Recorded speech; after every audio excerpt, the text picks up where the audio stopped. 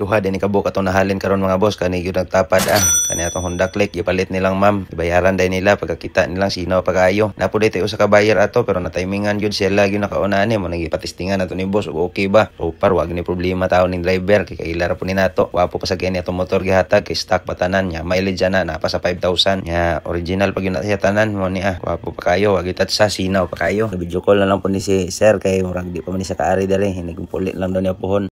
Shout out din ni Sir MB25. Kanila hang napilian. Followers ni nato sila. Dugay na po ni sila gitanaw-tanaw sa to ang video. Moto nakapalit na gitaw ni sila karong unit. Honda Click ilan napilian. Ilan na ning hinahinayog dala kay maski ulan. Itanaw gitaw ni sila karon. Sa nangitag Click na paday tay Click na bilin dire. Juga may gamay na lang gyud kikusog atong halin sa Click karon kay mga nindot pamanggod.